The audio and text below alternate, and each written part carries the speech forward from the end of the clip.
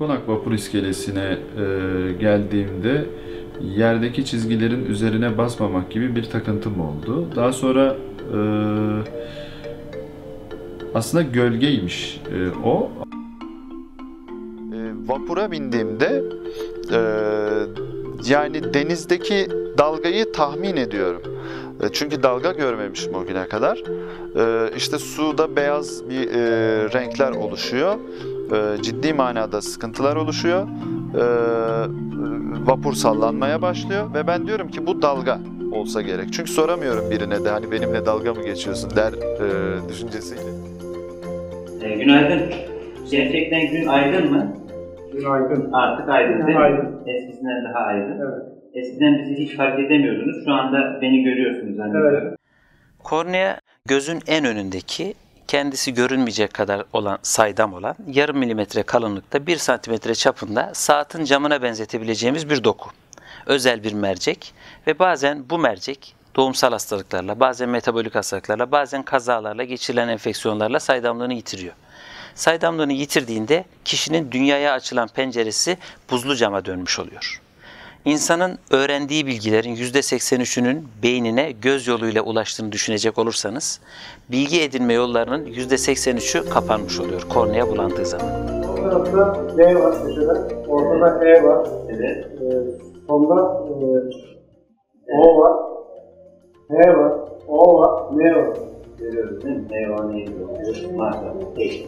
Bu bizim ilk günümüz daha. Yani bundan daha güzel günlerimiz olacak.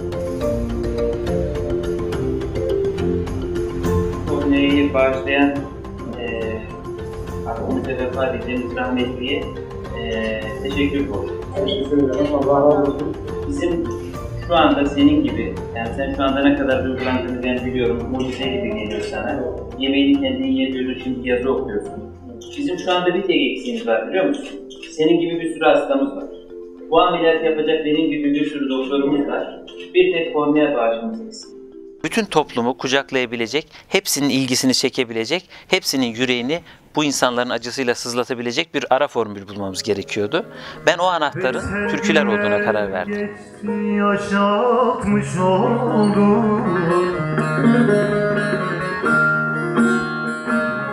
Döküldü yaprağı. Kornea nakli ameliyatı yapan hekim, kornea nakli ameliyatı olan hasta şeklinde bir düet kurduk. Bu düet kornea ikilisi olarak 2009 yılından beri her yıl halk konserleri düzenliyor.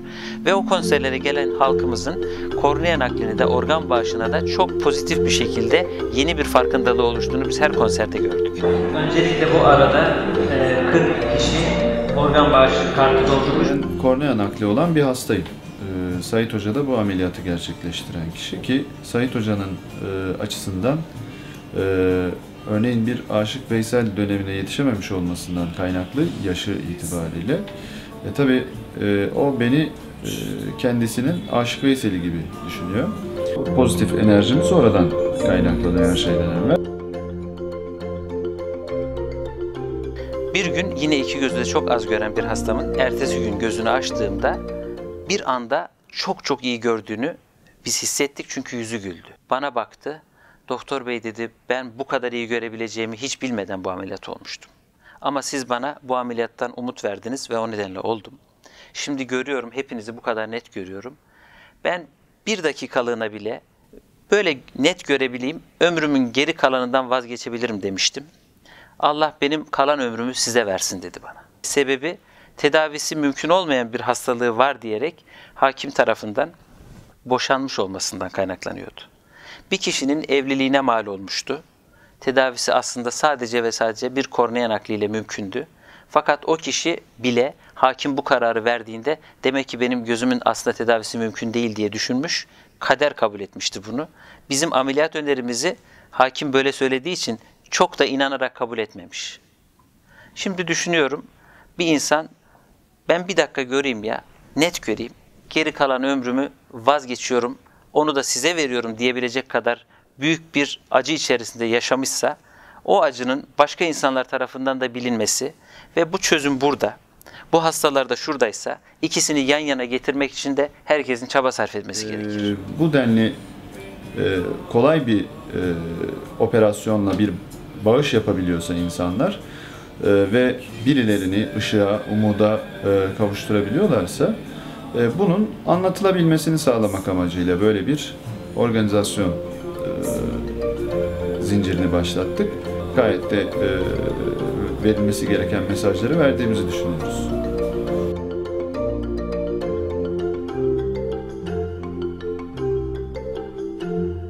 Kornea resminin önünde bağlama çalan iki kişi, kornea nakli yapılan hasta ve kornea nakli yapan hekim.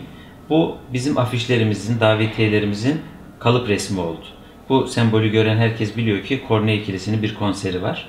Bu davetiyelerimizin fotoğraflı bir örneğiydi. Ve biz bu konserlere ilk olarak 2009 yılında başladık. 2009 yılındaki afişimiz de yukarıda gözüküyor. İlk afiştir bu. 9 Eylül Güzel Sanatlar mezunu Anıl Sam tarafından çizilen bu afişte de aynı sembolü görüyoruz.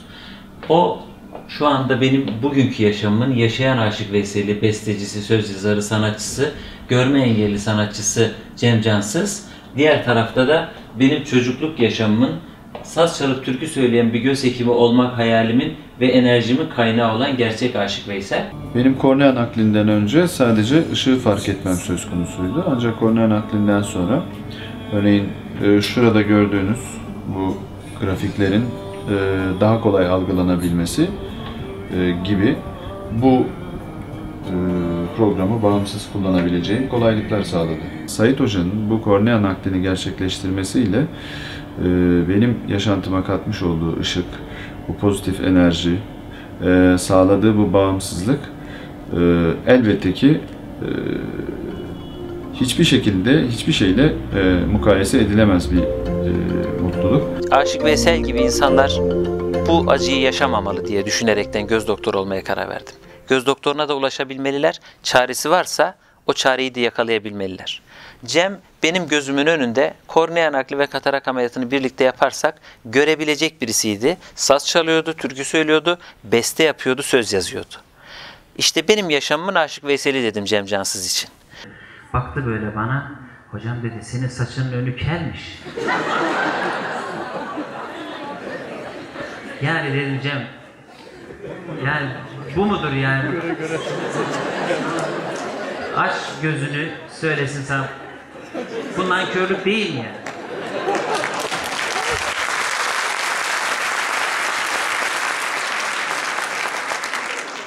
Cem dedi ki hocam dedi, şimdi dedi ben dedi bir kusur işledim değil mi dedi. Tabii dedim kusur işledin ya.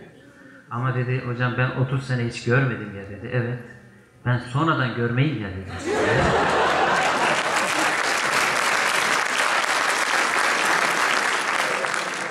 Tamam dedim bak bunu sonradan görmeliğine bağışlıyorum. Sen çünkü kelimenin tam anlamıyla bir sonradan görmesi. Belki de başka bir öyle biri yoktur. Ama dedim bak görmeyi öğrenmişsin. Bundan sonra görmezden gelmeyi de öğreneceksin. Kornea bağışı ile ilgili yapmış olduğumuz bu organizasyonların ben aslında gerçekten de hedef kitleye ulaştığını düşünüyorum. Çünkü gerek sosyal paylaşım sitelerinde gerekse yüz yüze görüştüğümüz bizim organizasyonumuza gelen arkadaşlarımızın bize döngüleri bu şekilde. Hatta bizim bu organizasyonları yaptığımız bazı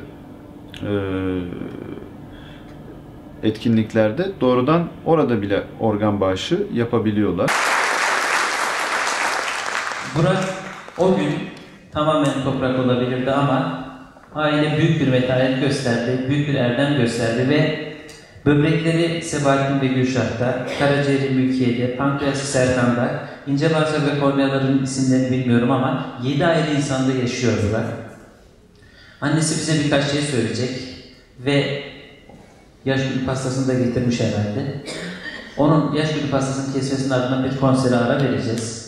Ve fuaye bölümünde organ nakli bağış bölümümüzün öğrencileri isteyen dostlarımızın organ bağış kartı doldurabilmeleri için 15 dakikalık bir ara vereceğim ama önce Sabriye Hanım'a söz vermek istiyorum. O gün katılımcı olarak gelen bir organ bağışçısı annenin çocuğunun da doğum günüymüş. Ve o gün pastayla geldi. Dedi ki bugün benim oğlumun doğum günü. Oğlum 8 insanın bedeninde şu anda yaşıyor. Karaciğeri bir kişide, böbrekleri 2 kişide, kornealar 2 kişide, ince bağırsağı 8 insanda yaşayan ben oğlumun bugün doğum günü ve doğum günü pastasını organ nakline gönül vermiş bu topluluğun huzurunda kesmek istedim dedi. Benim oğlum ölmedi, yaşıyor ve ben onları gördüm, tek tek tanıdım. Gerçek bir aile oldum. Bu çocuklara oğlum diye sarılıyorum, kızım diye sarılıyorum. Harekete kimse mani olamaz olamaz. Şimdi Mısır'da bir atasözü varmış. Yani bir insanın öldüğü zaman cennete gidip gitmeyeceğini 2 tane soruyla soruyorlarmış. Diyorlarmış ki, sen bu dünyada mutluluğu yakaladın mı? Birinci soruya evet diyorsa kişi, peki sen bu dünyada var oldun diye başka insanlar mutluluğu yakaladı mı diye soruyorlarmış. Ona da evet derlerse diyorlarmış ki sen zaten bu dünyada cenneti yakalamışsın. Sadece siz varsınız diye başka insanlar mutluluğu yakalıyorsa siz bu dünyada cennettesiniz demektir. Aynı duyguları benim öğrencilerim olan tıp fakültesi öğrencileri, benim asistanlarım olan göz hastalıkları uzman adayları da yakalayabilirler. Ben iyi ki bu dünyaya gelmişim dedirtecek bundan daha güzel bir fırsat olabilir mi? Bir iş yapıyorsunuz ve bir insanın kaderi bir anda seyrini değiştiriyor. Körler okuluna gidecek çocuk, yaptığınız kornea nakliyle tıp fakültesine gelip tıp doktoru olarak fakültenizden mezun olur. Kornea ikilisi halk müziği konserlerinde TRT repertuarında zaten mevcut olan bir türkünün sözlerini hiç değiştirmeden organ bağışında talep türküsü yapıyor ve organ bağışına insanları davet ediyor. Kornea ikilisinin bu türküsünü herkes kendinde olmayanı talep edecek şekilde Cem ve ben seslendireceğiz şimdi.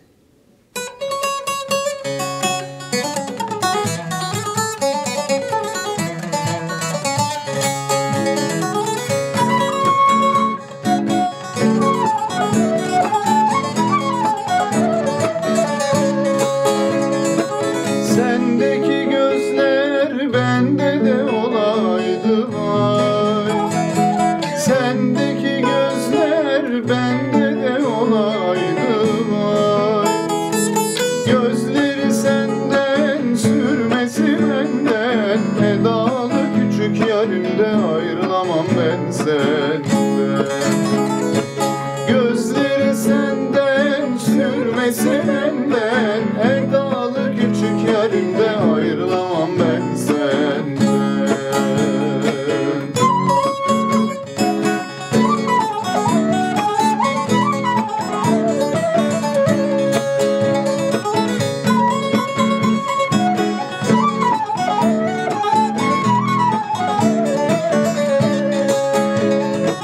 Sendeki saçlar bende de olaydı vay.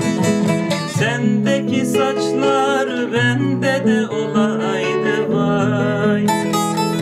Saçları senden, örmesi benden, edalı küçük yarimde ayrılamam ben senden. Saçları senden, örmesi benden, edalı küçük yarimde ayrılamam ben senden. Saçları senden, örmesi benden, edalı küçük yarimde ayrılamam ben senden. Saçları senden, Aşık Veysel olup da Türkiye çapında tanındığında Ankara'daki Körler Okulu'na onu onur konuğu olarak davet etmişler. Ve en son akşam sazını al da bize bir şeyler çal dediklerinde Veysel demiş ki bu sefer sazımı istemiyorum, bana mikrofonu verin, söyleyeceklerim var. Ve mikrofonu alıp şöyle söylemiş: sevgili görmeyenler, mektebizi gezdim. Matematik çalışmalarınızı gördüm, daktilo çalışmalarınızı gördüm. Barnağı'ndan okunan bir yazı varmış. Onu da bir Fransız papaz bulmuş. Allah ondan da razı olsun, onu gördüm. Coğrafya çalışmalarınızı gördüm. Ben bunların hiçbirini bulamadım. Ben bunların hiçbirini bulamadım, ancak Veysel olabildim. Sizler, göreniniz görmeyeniniz, hepiniz okuyun. Çok okuyun. Öyle çok okuyun ki en az okuyanınız benim gibi Veysel olsun demiş.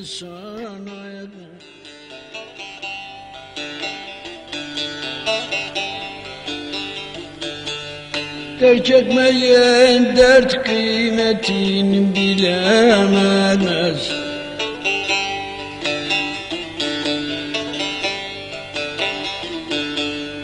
Derdim bana derman imiş bilmedim.